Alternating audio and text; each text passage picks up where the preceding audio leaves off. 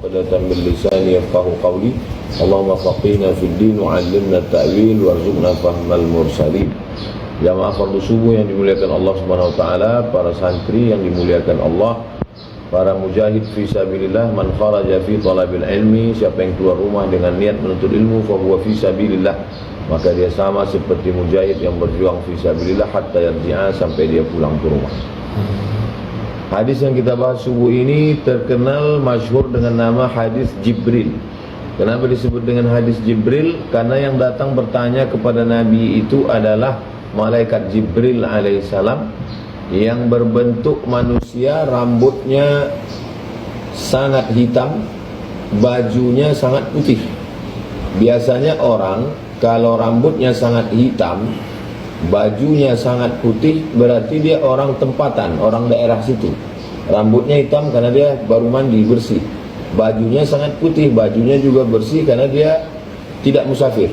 Dan biasanya kalau rambutnya sangat hitam, bajunya sangat putih, orang di daerah situ kenal dengan dia. Tapi ini rambutnya sangat hitam, bajunya sangat putih, orang tidak kenal dengan dia. Maka aneh.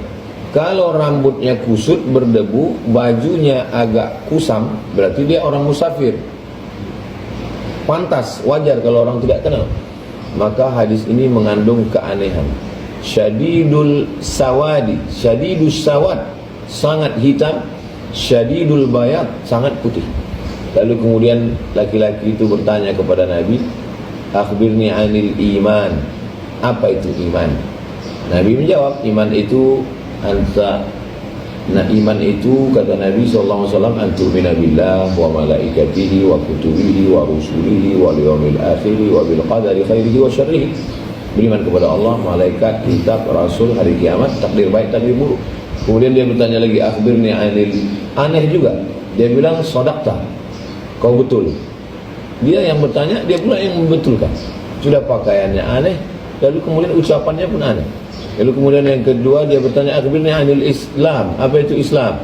Kata Nabi SAW, anta syahada an la ilaha illallah wa anna Muhammad Rasulullah wa tuqima shalah wa tu'tiya zakah wa tasuma Ramadan wa tahujjal baita in istata'ta ilaihi sabila. Kau bersyahadat tiada Tuhan selain Allah, Muhammad Nabi Rasulullah, engkau salat, engkau zakat, engkau puasa Ramadan, kau haji ke Baitullah kalau engkau mampu. Lalu dia bilang, sadaqta, kau benar. Aneh juga, dia yang bertanya, dia juga yang membenarkan. Lalu kemudian dia bertanya yang ketiga, akhbirni anil ihsan, apa pula itu ihsan? Kata Nabi, anta abudallaha ka'annaka tarahu fa illam takun tarahu fa innahu yaraka. Engkau sembah Allah seakan engkau melihat Allah. Kalau engkau tidak bisa melihat Allah, berarti Allah melihat engkau. Sadaqta. Lalu kemudian yang keempat dia tanya, akhbirni an ammaratis sa'ah, beritahukan kepada aku apa itu tanda-tanda hari kiamat, dan seterusnya. Lalu kemudian dari 4 hadis ini, setelah itu dia pergi. Lalu Nabi bertanya kepada Umar bin Khattab, Umar, siapa tadi laki-laki yang bertanya? Kata Umar, kami tidak tahu. Allah wa rasuluhu a'lam, Nabi dan Allah dan Rasulullah SAW yang lebih tahu. Kata Nabi, Jibril atakum yu'allimukum dinakum. Yang datang tadi adalah malaikat Jibril, dia sedang mengajari kamu tentang agama kamu.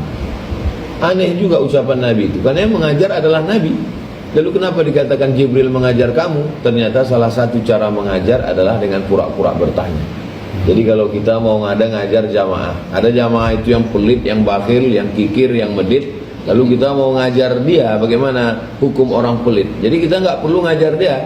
Ada ustadz di situ, kita tanya Ustadz, apa hukumnya orang pelit? Nah, jadi saat itu kita sedang mengajar dia dengan cara bertanya. Jadi satu hadis itu mengandung banyak sekali hikmah-hikmah. Hikmah yang pertama, bahwa kita tidak boleh cepat menghukum orang. Siapa orang itu? Maka kita mesti tahu baik-baik. Oh, dia ini musafir. Oh, dia ini orang mukim. Tanda-tanda musafir tidak ada pada dirinya, tanda-tanda mukim ada pada dirinya, tapi orang tak kenal. Jadi tak bisa kita mengambil cepat kesimpulan. Yang kedua, bahwa kita bisa mengajar orang dengan cara bertanya. Itu salah satu teknis mengajar. Yang ketiga, bahwa ada 4 yang dipertanyakan, itulah yang menjadi asal dasar pelajaran dalam Islam. Maka dari pertanyaan yang pertama tentang iman, akhirnya ulama fokus spesialis bidang iman saja. Bukan berarti dokter spesialis kulit itu tidak tahu masalah demam, tahu, tapi dia spesialis masalah kulit saja. Ada dokter spesialis THT, telinga, hidung, tenggorokan saja. Ada dokter spesialis masalah jantung saja. Jadi begitu juga dalam Islam. Gara-gara 3 pertanyaan tadi, 4 dengan hari kiamat, tapi yang fokus 3, maka ada dokter ulama yang khusus masalah iman saja. Misalnya Imam Abul Hasan Al-Ash'ari, Imam Abu Mansur Al-Maturidi, makamnya di Samarkand, Iran. Samarkand di Uzbekistan sekarang. Ada namanya imam yang terkenal dengan masalah akidah saja, Imam Al-Haramain. Ada imam yang khusus masalah akidah saja, yaitu imam, gurunya Imam Al-Ghazali, Imam Al-Baqillani, Imam Al-Haramain. Ada imam yang khusus masalah akidah saja. Itulah yang selalu kita baca di pondok-pondok kitab Al-Husunul Hamidiyah. Ada imam yang khusus masalah akidah saja. Itulah dia Imam Ad-Dasuqi ala Ummil Barahin, kitab yang khusus mengkaji sifat wujud, qidam, baqa, mukhalafatul hawadisi, qiyamuhu binafsihi, wadaniyah, qudrat, iradat, ilmun hayat, sama', basar, kalam, yang disebut dengan akidah sanusiyah. Ini imam yang khusus masalah akidah. Biasanya kalau masalah akidah ini kitabnya berurutan, dari kitab yang paling kecil namanya itu Aqidatul Awam. Lalu setelah matan Aqidatul Awam naik ke atas, syarahnya Jala'ul Afham. Itu adalah penjelasan Sayyid Muhammad Alawi bin Abbas Al-Hasani Al-Maliki. Lalu kemudian diteruskan Al-Husunul Hamidiyah, diteruskan Ad-Dasuqi ala Ummil Barahin. Ini semua spesialis dalam bidang akidah. Ada ulama yang khusus dalam bidang yang kedua tadi, yaitu Islam. Itulah dia tentang syariat, tentang fikih. Kita mengenal ada Imam Muhammad bin Idris Asy-Syafi'i. Lalu Imam Syafi'i ini punya murid namanya Imam Al-Buwaiti, Imam Al-Muzani, Imam Ar-Rabi'. Lalu kemudian mereka menyusun kitab yang disebut dengan kitab Al-Um artinya kitab induk. Lalu kemudian ada ulama besar Imam Abu Zakaria Al-Ansari. Imam Zakaria Al-Ansari ini makamnya di samping makam Imam Syafi'i.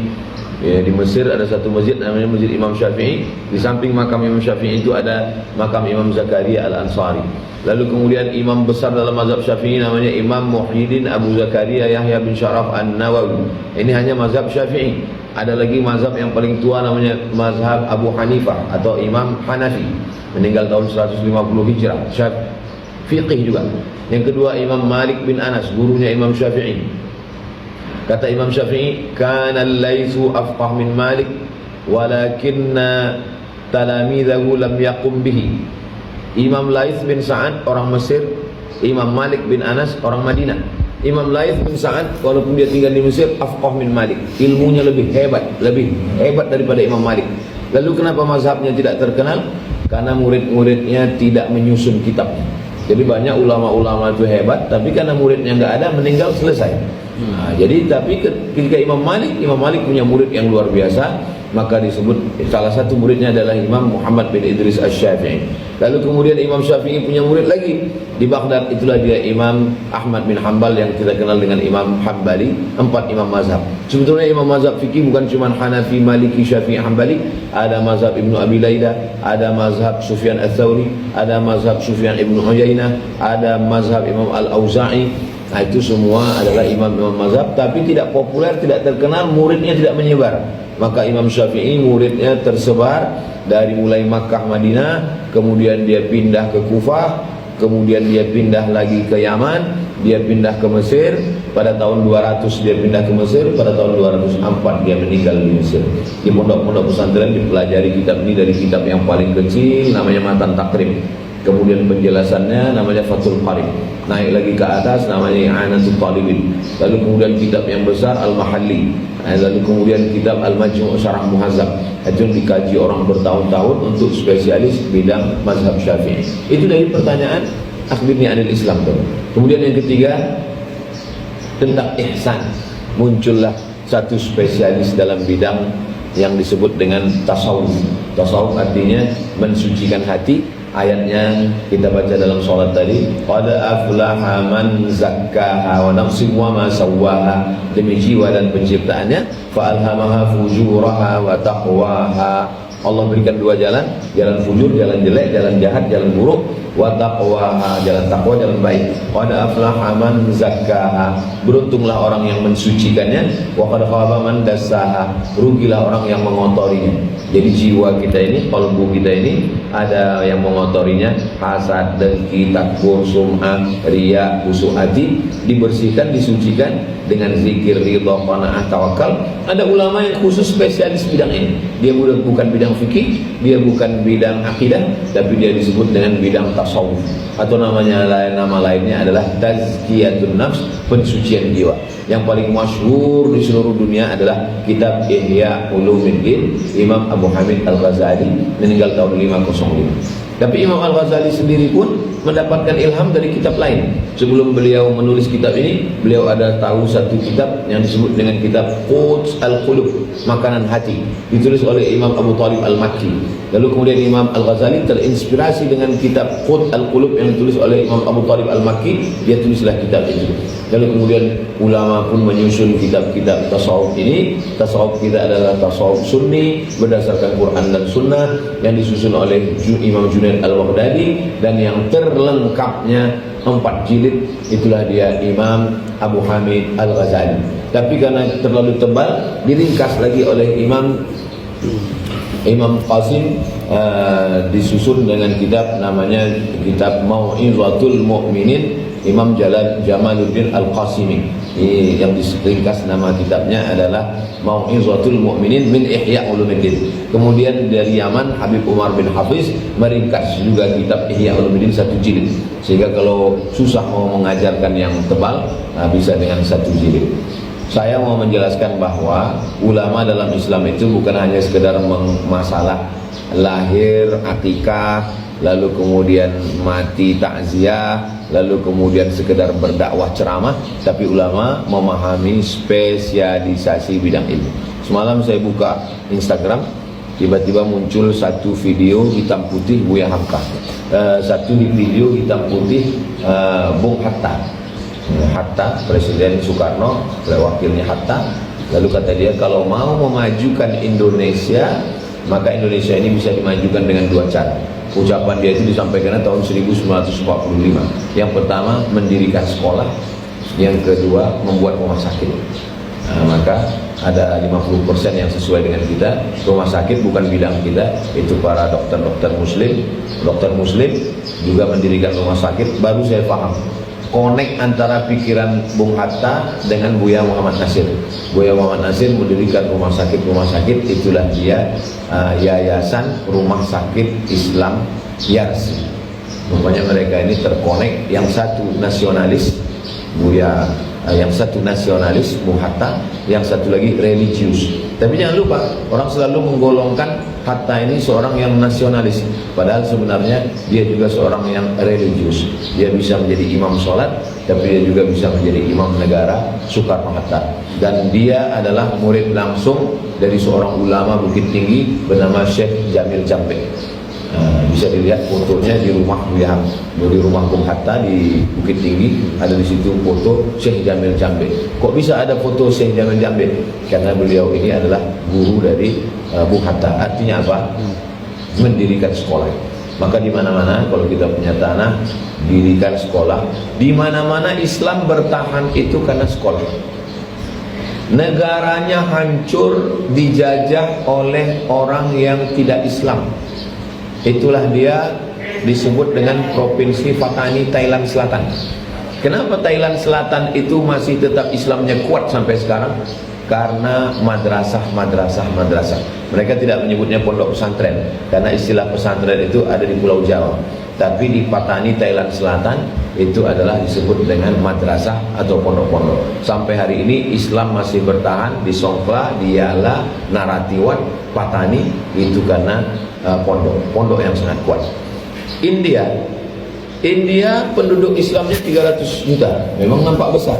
Tapi kalau dibandingkan penduduk India yang 1, sekian miliar, maka Islam itu minoritas. Tapi kenapa Islam masih tetap bertahan sampai sekarang? Ada seorang laki-laki mengajar di bawah pohon kayu, tidak punya pondok, ngajar di bawah pohon kayu, lalu kemudian Allah Subhanahu wa taala mengangkat derajatnya, jadilah satu sekolah khusus belajar hadis. Walaupun belajar akidah, belajar fikih, belajar bahasa Arab, tapi juga belajar khususnya hadis. Itulah dia sekolah, namanya Darul Ulum. Dar artinya rumah, ulum artinya ilmu. Darul Ulum, rumah ilmu. Maulana Qasim mendirikan Darul Ulum, itulah yang dikenal sekarang dengan sekolah Deoban. Jadi kalau ada ulama ujung namanya Syekh Fulan Ad-Deobandi. Deobandi artinya dia alumni dari Darul Ulum. Lalu kemudian salah seorang murid dari Darul Ulum ini berpikir bagaimana cara berdakwah. Kalau berdakwah hanya ceramah tabligh akbar nggak bisa, nanti ditangkap oleh orang-orang Hindu. Maka dia pun pergi iktikaf di Raudhah, di samping makam Nabi. Setelah iktikaf itu dia berzikir, dia bermunajat kepada Allah, dia bertemu dengan Rasulullah SAW. Kata Rasulullah, ucapannya pendek, berdakwahlah engkau sebagaimana aku berdakwah dulu. Lama dia berpikir, bagaimana berdakwah seperti dakwah Rasulullah? Apa maksud ucapan Rasulullah? Man ra'ani fil manami faqad ra'ani lianna syaitana la yatamassalu bi. Siapa yang melihat aku dalam mimpinya, maka sesungguhnya dia sedang melihat aku, karena setan tidak bisa merupai wajah.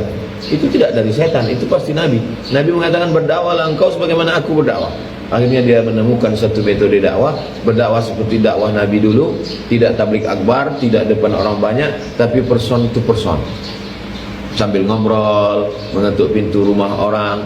Itulah dia, dari satu sekolah lahirlah metode dakwah, dari satu sekolah lahirlah orang-orang yang berdakwah, yang disebut dengan seorang ulama Maulana Ilyas. Dari situ muncullah ulama Maulana Zakaria Kandahlawi, para ulama semua yang bisa mempertahankan dakwah Islam di India. Lalu kemudian bagaimana dengan Mesir? Mesir pun Islam masih tetap bertahan kuat dari gempuran Syiah, dengan adanya seorang yang mendirikan madrasah yang disebut dengan Al-Azhar, dari Masjid Al-Azhar. Lalu kemudian Masjid Al-Azhar itu dibangun oleh Syiah Fatimiyah. Nama panglima perangnya yaitu Jauhar As-Siqili. Siqili dari satu kampung namanya Sisilia di Spanyol sekarang. Lalu kemudian datang seorang ulama besar, datang seorang pejuang besar yang membebaskan Palestina, namanya Salahuddin Al-Ayyubi. Salahuddin Al-Ayyubi menutup masjid Syiah ini selama 1 tahun. 1 tahun tak boleh ada kegiatan, sampai akhirnya berubah dari Syiah menjadi Ahlus Sunnah wal Jamaah. Itulah dia menjadi universitas tertua di dunia, yaitu Universitas Al-Azhar. Sampai hari ini orang tetap belajar ke sana. Kenapa Islam masih tetap bertahan? Karena sekolah. Begitu juga dengan Maroko. Maroko itu gerakan sekulernya luar biasa, karena dia bertetangga langsung dengan Eropa. Orang Spanyol datang ke Maroko, lalu kemudian orang Eropa datang ke Maroko, mobil bebas masuk dari Spanyol, menyeberang dari Jesiras masuk ke Maroko. Tapi Islam masih tetap bertahan karena sekolah tertua di dunia, lebih tua dari Al-Azhar, namanya Sekolah Qarawiyyin, yang sudah menjadi universitas tertua, namanya Universitas Qarawiyyin. Sekuler yang paling hebat di dunia adalah sekuler di Turki. Bagaimana masjid dirubah menjadi museum.